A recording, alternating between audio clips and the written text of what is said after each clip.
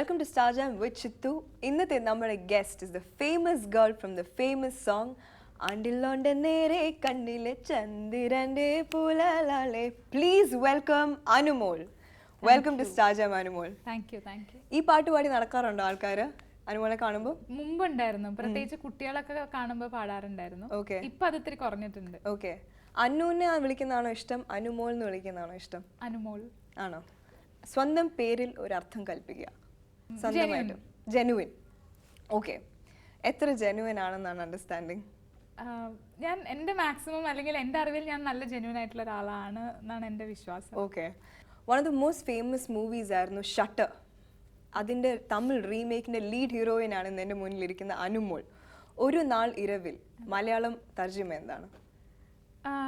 ഒരു രാത്രി, ഒരു ദിവസം രാത്രി. ഓക്കെ.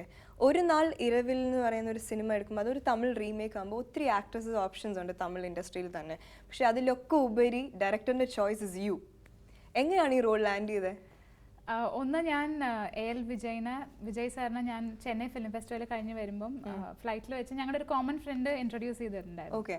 അന്ന് അങ്ങനെ ഹായ് ഹലോ പറഞ്ഞു, നമ്മൾ അങ്ങോട്ടും ഇങ്ങോട്ടും വർക്കിനെ പറ്റി സംസാരിച്ച് പിരിഞ്ഞു. ഒരു 1 month കഴിഞ്ഞിട്ട് എനിക്ക് വിജയ് സാറിൻ്റെ ഒരു കോൾ വന്നു, ഞാനിങ്ങനെ ഷട്ടർ റീമേക്ക് ചെയ്യുന്നു, അപ്പം ആ റോൾ ചെയ്യാൻ താല്പര്യമുണ്ടോ ചോദിച്ചിട്ട് ഞാൻ പറഞ്ഞു അയ്യോ എനിക്ക് ഇഷ്ടമാണ്, ആസ് എൻ ആക്ടർ അത് വിട്ട് കളയാൻ തോന്നാത്ത റോളാണ്, പക്ഷെ എന്നെ കൊണ്ട് ചെയ്യാൻ പറ്റുമോ എന്ന് അറിയില്ല. പ്ലസ് ഓൾറെഡി സജിതേച്ചി ഒരു സ്റ്റാൻഡേർഡ് വെച്ചിട്ടുണ്ട് ചെയ്തിട്ട്, അപ്പം അത് അതെ. അപ്പം സജിതേച്ചി എൻ്റെ ഭയങ്കര ക്ലോസുമാണ്. അപ്പം അതുകൊണ്ട് മോശാക്കിയാൽ നേരിട്ട് വിളിച്ച് ചീത്ത കേൾക്കുമല്ലോ, അപ്പൊ നല്ല പേടിയായിരുന്നു. ഞാൻ അത് വിജയ് സാറിനോട് പറഞ്ഞു, ഡേറ്റ് ഉണ്ടോ പറഞ്ഞാൽ മതി, ബാക്കി നമ്മൾ ചെയ്തോളാം. പിന്നെ അതൊരു വേറെ ഇൻഡസ്ട്രിയാണ്, വേറെ ഫിലിമാണ്, മലയാളം ആലോചിക്കേണ്ട, അതാ ഓർത്ത് ടെൻഷൻ അടിക്കണ്ട. തമിഴ് പുതിയ ആളുകൾ, അവർക്ക് ഫ്രഷ് ഫിലിമാണ് തമിഴ് ഓഡിയൻസിന്, അങ്ങനെ കണ്ടാൽ മതി എന്നൊക്കെ പറഞ്ഞ് അങ്ങനെ ആണ് അത് സംഭവിച്ചത്. ഫിലിം കണ്ടു കഴിഞ്ഞിട്ട് സജിത വിളിച്ചിരുന്നോ? സജിതേച്ചി കണ്ടിട്ടില്ല. ഇപ്പൊ ഇറങ്ങിയ സമയത്ത് ചേച്ചി ഫെസ്റ്റിവലിന് പോയിക്കാണ്, ഗോവയിലാണ്. അപ്പൊ വന്നിട്ട് കാണും എന്ന് പറഞ്ഞു. ഓക്കെ. സജിതയുടെ role in Shutter versus your role in Oru Naal Iravil. ഒന്ന്, ഞാൻ എല്ലായിടത്തും പറയുന്ന ഒരു കാര്യമാണ്, പ്ലീസ് അങ്ങനെ കമ്പയർ ചെയ്യരുത്. എന്താ വെച്ചാൽ സജിതേച്ചി കുറെ കാലങ്ങളായി, 30 years തിയേറ്റർ എക്സ്പീരിയൻസ് ഉള്ള ആളാണ് സജിതേച്ചി. അത് കഴിഞ്ഞ് കുറെ ആയി സിനിമ ചെയ്യുന്ന ആളാണ്, അല്ലെങ്കിൽ കുറെ ലൈഫ് എക്സ്പീരിയൻസ് ഉള്ള ആളുമാണ്. അപ്പം ഒട്ടും കമ്പയർ ചെയ്യാൻ പറ്റില്ല. ഞാൻ ജസ്റ്റ് തുടങ്ങിയിട്ടേ ഉള്ളൂ, അപ്പം അത് ഭയങ്കര മോശമാണ് കമ്പയർ ചെയ്യുന്നത്. അങ്ങനെ പ്ലീസ് യുവർ റോൾ പ്രതീക്ഷയിലും അപ്പുറമായി അഭിനയിച്ചെന്ന് തോന്നുന്നുണ്ടോ, അതോ ഇനിയും ബെറ്റർ ആക്കാമെന്ന് തോന്നുന്നുണ്ടോ?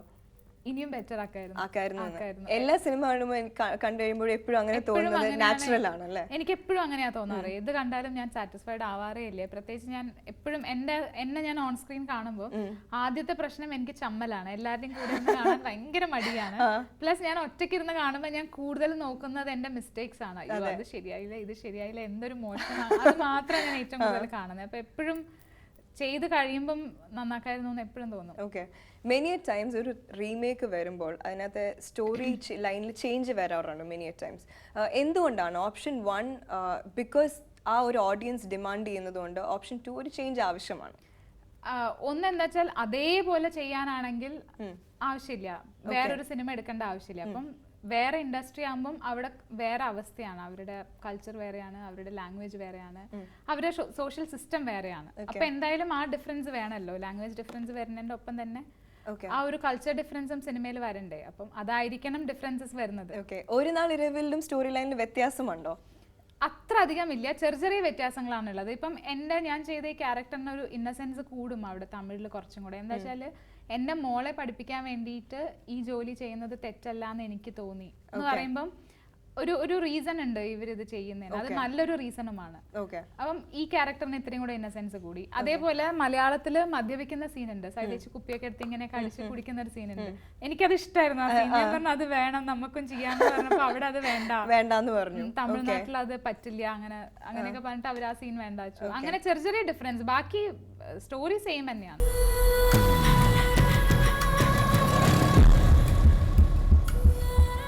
சந்தர்ப்பம் சூழ்நிலை தான் எல்லாத்துக்குமே காரணம். அவ என்ன பார்த்தாளா?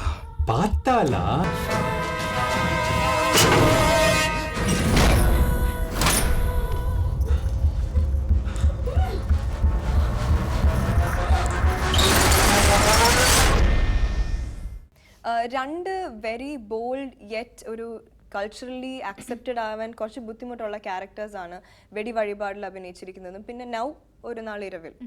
അതിനകത്ത് അങ്ങനെ most actors hesitate to take such a role എന്ന് ഞാൻ പറയുവാണ്. True or false?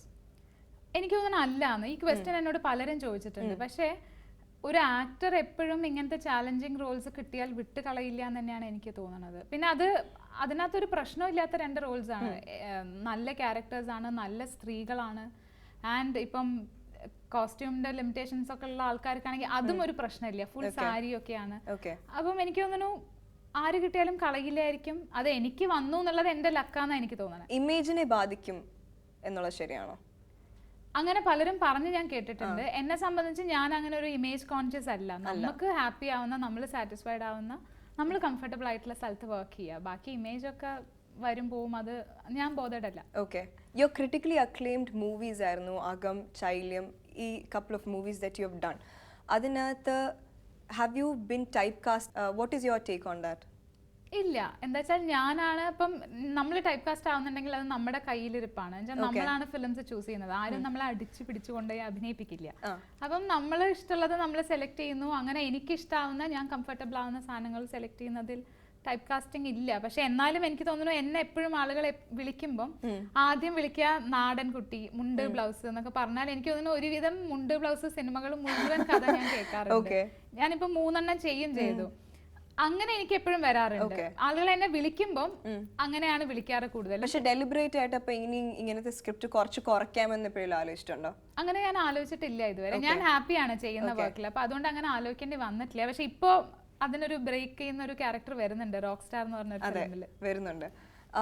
I want to ask you, മിക്കവരും ഈ പറയുമ്പോൾ ഒരു ക്യാരക്ടറിൽ ഞാൻ സ്റ്റക്കായി പോകുന്നു. അങ്ങനെ അനു സ്റ്റക്കായ ഒരു ക്യാരക്ടർ ഏതാണ് that you have done in your life? Chayilyam. ചൈല്യത്തിൽ അങ്ങനെ ആവാൻ പാടില്ല എന്നാണ് ആക്ച്വലി ഞാൻ എല്ലാരും പറഞ്ഞു കേട്ടിട്ടുള്ളത്. ഇതെന്താ പറ്റി അറിയില്ല. ഞാൻ ഈ ഗൗരി എന്ന് പറയുന്ന ആ ക്യാരക്ടർ മാത്രമാണ് ആ സിനിമയിൽ. ഇപ്പം ആ സിനിമയിൽ 100 സീനാണെങ്കിൽ അതിൽ 99 സീനും ഗൗരിയുടെയാണ്. അപ്പം ഒരു 10-22 ദിവസം നമ്മൾ വേറൊരാളായിട്ട് ഫുൾ ടൈം ജീവിക്കാണ്. അതാണെങ്കിൽ ഭയങ്കര ഇമോഷൻ എക്സ്ട്രീംസ് ഉള്ള ഒരു ക്യാരക്ടറും. അപ്പൊ അതുകൊണ്ടാണോന്നറിയില്ല ആ സിനിമ കഴിഞ്ഞ് വന്നിട്ടും ഒരു മാസം എനിക്ക് അതിന്റെ ഹാങ് ഓവർ ആയിരുന്നു. കരച്ചിലും ദേഷ്യവും ബഹളവും ഒക്കെ. ആണോ? ഒരു സീരിയസ് ആക്ടർ ഇമേജ് ഇപ്പൊ ബിൽഡ് ചെയ്തിട്ടുണ്ടെന്ന് തോന്നുന്നു അല്ലെ അനുമോള്? അങ്ങനെ റിയൽ ലൈഫിലും സീരിയസ് ആണോ അനു? അതറിയില്ല, എനിക്കറിയില്ല ഞാൻ എങ്ങനെയാണ്. ഓരോ നേരത്തെ ഓരോ പോലെയാണ്. ചില സമയത്ത് ഞാൻ ഭയങ്കര സീരിയസ് കുട്ടിയാണ്, ചില സമയത്ത് ഞാൻ ഭയങ്കര പൊട്ടിക്കുട്ടിയാണ്. എല്ലാ എക്സ്ട്രീംസും ഉണ്ട് എന്റെ സ്വഭാവത്തിൽ. Okay, Tamil industry versus Malayalam industries, അതിലെ ഡിഫറൻസസ് അല്ലെങ്കിൽ സിമിലാരിറ്റീസ്, സെറ്റിന്റെ രീതികൾ? സെറ്റിന്റെ രീതി തമിഴ് എപ്പോഴും കുറച്ച് വലിയ ഇൻഡസ്ട്രി, ലാർജ് സ്കെയിൽ ആണ്. അപ്പൊ അതുകൊണ്ട് കുറച്ച് വലുതായിരിക്കും, അല്ലാണ്ട് വ്യത്യാസമൊന്നുമില്ല. കഥയ്ക്ക് വേണ്ട സെറ്റാണ് രണ്ട്. ഇവിടെ ആക്ച്വലി ഒരാൾ വന്നപ്പോൾ പറഞ്ഞായിരുന്നു, one of the actresses had said that Tamil ഇൻഡസ്ട്രിയിൽ കുറച്ചുകൂടി ഒരു എല്ലാവരും കാരവനിൽ പോയി ഒരു ഫോർമൽ ടൈപ്പ് ഒരു അറ്റ്മോസ്ഫിയർ ആണ്. പക്ഷെ മലയാളത്തിൽ അങ്ങനെയല്ല, എല്ലാവരും വന്നിരുന്ന ഒരു ഫാമിലി ആയിട്ട് ഒരു കുടുംബമായിട്ടിരുന്ന് കഴിക്കുന്നത്. അത് ഭയങ്കര പ്രശ്നമാണ്. എന്താ വെച്ചാൽ തമിഴില് അവർക്ക് അവരുടെ ആക്ടേഴ്സ് കാരവനിൽ ഇരിക്കണം എന്ന് നിർബന്ധമാണ്. അപ്പൊ അതെന്തോ അവരുടെ ഒരു ഇമേജ് പ്രശ്നമാണ്. അപ്പം എനിക്കൊക്കെ ഭയങ്കര ശ്വാസം മുട്ടാണ് കാരവനിൽ ഫുൾ ടൈം. ക്രൂവിന്റെ കൂടെ ഉള്ള ഒരു മിംഗ്ലിംഗ് എന്ന് പറയുന്നത് ഷോട്ടിന്റെ സമയത്ത് അത്രേ ഉള്ളൂ. ആ കുറച്ച് സമയം മാത്രമേ ഉള്ളൂ. അത് കഴിഞ്ഞാൽ നമ്മൾ കാരവനിൽ വന്നിരിക്കണം. അവര് വന്ന് വിളിക്കുമ്പോഴേ നമ്മൾ പോവാവൂ. അങ്ങനെയൊക്കെയാണ്. ഞാനാണെങ്കിൽ ഓരോ 10 മിനിറ്റ് കഴിയുമ്പോഴും കാരവൻ ഇറങ്ങി ഓടിയിട്ട് അവിടെ എന്തായി വരാറായോ, എന്റെ ഷോട്ട് ആവാറായോ, എന്ത് നടക്കുന്നു എന്നൊക്കെ ഓടിപ്പോയി നോക്ക്. അങ്ങനെയൊക്കെ ചെയ്യുന്ന ഒരാളെ എപ്പോഴും. അപ്പൊ അവര് എന്റെ അടുത്ത് ഇങ്ങോട്ട് റിക്വസ്റ്റ് ചെയ്യും, ഒരു ദിവസമെങ്കിലും ഹീറോയിൻ ആയിട്ട് ഒന്ന് അഭിനയിക്കോ സെറ്റിൽ എന്നൊക്കെ ചോദിക്കും എന്നോട്.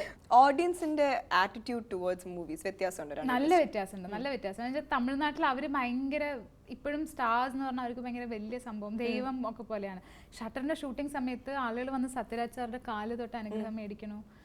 സ്ത്രീകളൊക്കെ വന്നിട്ട് കുട്ടികളെയൊക്കെ കൊണ്ടുവന്നിട്ട് സാർ മോനാണെന്നൊക്കെ പറഞ്ഞ് അനുഗ്രഹം മേടിപ്പിക്കുക. ഭയങ്കര റെസ്പെക്ട്. അവർക്ക് ദൈവം ഒക്കെ പോലെയാണ് അവർ സ്റ്റാർസിനെ കാണുന്നത്. അല്ല ഇപ്പൊ നമ്മള് അടുത്തുണ്ടെങ്കിൽ അവര് നമുക്ക് ഭക്ഷണമൊക്കെ കൊണ്ടുതരും. അവർക്ക് പേടിയൊക്കെയാണ്, നമ്മൾ കഴിക്കുമോ എന്നൊക്കെ അറിയില്ല, അങ്ങനത്തെ ഒക്കെ പേടിയൊക്കെയാണ്. റെന്യൂമറേഷന്റെ കാര്യത്തില് ആക്ടേഴ്സ് ആൻഡ് ആക്ട്രസസിന്റെ കാര്യത്തിൽ ബോത്ത് ഇൻഡസ്ട്രിയിലെ വ്യത്യാസം? തമിഴ് കൂടുതലാണ്. തമിഴ് കൂടുതൽ മീൻസ് അത് വലിയ ഇൻഡസ്ട്രിയാണ്. അവിടെ തിയേറ്റേഴ്സ് കൂടുതലുണ്ട്, വലിയ റിലീസ് നടക്കുന്ന സ്ഥലമാണ്. നമ്മുടെ കുഞ്ഞ് ഇൻഡസ്ട്രിയാണ്. അപ്പൊ ആ ഡിഫറൻസ് ഉണ്ടാവുമല്ലോ. അവിടെ അവർക്ക് ബിസിനസ് കൂടുതൽ നടക്കും. അപ്പൊ അതുകൊണ്ട് അവിടെ കൂടുതലായിരിക്കും. ഓക്കെ, അനു എന്ന ആക്ടറിന് ഒരു സ്മോൾ റോൾ വേഴ്സസ് ഒരു ബിഗ് റോളിന്റെ ബൗണ്ടറി ലൈൻ എങ്ങനെയാണ് വരച്ചിരിക്കുന്നത്? അല്ലെ എങ്ങനെ, എവിടെ? സ്മോൾ റോൾ ബിഗ് റോൾ അല്ല. എന്താ വെച്ചാല് ഞാൻ ചെയ്യുന്ന ക്യാരക്ടറിന് പെർഫോം ചെയ്യാൻ ഒരു സ്പേസ് വേണം, അല്ലെങ്കിൽ ആ ചെയ്യുന്ന സിനിമയിൽ റിലവൻ്റ് ആയിരിക്കണം എൻ്റെ ക്യാരക്ടർ. അപ്പം ഒരു സീനാണെങ്കിലും അതിനൊരു സ്പേസും വാല്യൂ ഉള്ള ക്യാരക്ടർ ആണെങ്കിൽ ഒരു പ്രശ്നമില്ല. ഒരു ഡയറക്ടർ അപ്രോച്ച് ചെയ്യുമ്പം അന്നുവിനൊരു കണ്ടീഷൻ ഉണ്ടോ? അതായത് എനിക്ക് ഇത്രയും സ്ക്രീൻ സ്പേസ് വേണം അല്ലെങ്കിൽ ഇത്രയും നമ്പർ ഓഫ് അങ്ങനെയൊന്നുമില്ല. ഇല്ല, ഒന്നുമില്ല. ക്യാരക്ടറിന്റെ ഡെപ്ത് അനുസരിച്ചാണ്. അത്രേ ഉള്ളൂ. ഓക്കെ.